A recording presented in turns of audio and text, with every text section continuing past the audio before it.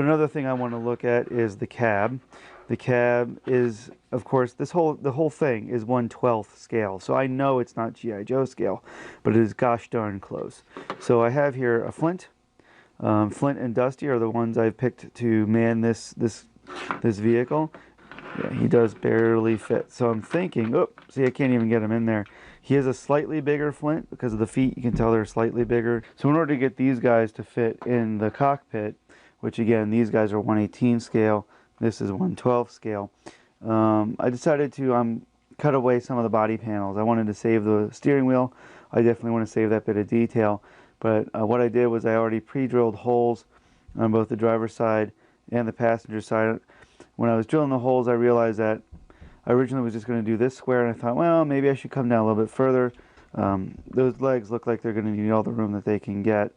So I decided to drill 6 holes here as my guide holes and 4 holes over here as an afterthought. So I'm going to get that set up, and we're going to see what that looks like.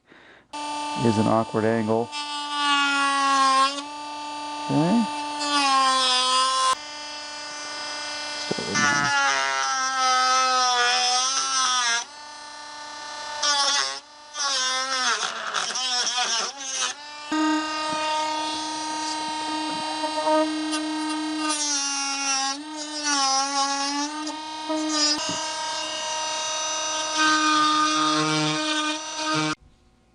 Alright guys, so what I did was I took out the steering wheel and I had to clip it.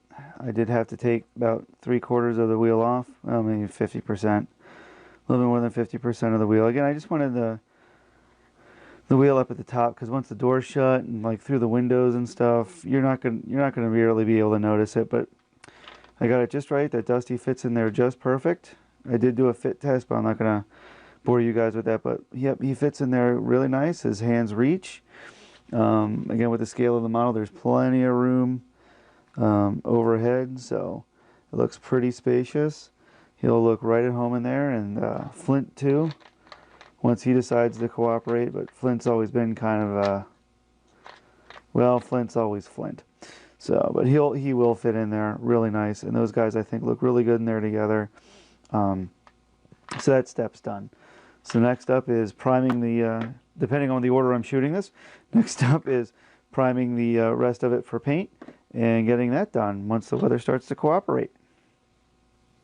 Alright guys, it's been about 3 weeks since I ordered my replacement middle axle. For, unbeknownst to me, it was the wrong size. I got everything apart, I got the diff semi-locked, almost everything back together, and I realized that the differential was round instead of square like this one. And then when I got everything together, I didn't think it was a big deal, but when I got everything together and I got all my linkages put back together, I was about a good ½ inch short. I had to go back to Banggood. I had to order a whole new set of differentials, all 3, and I also went with the upgraded metal drive shafts. So more to come as I finally get the parts in and get everything finally going my way.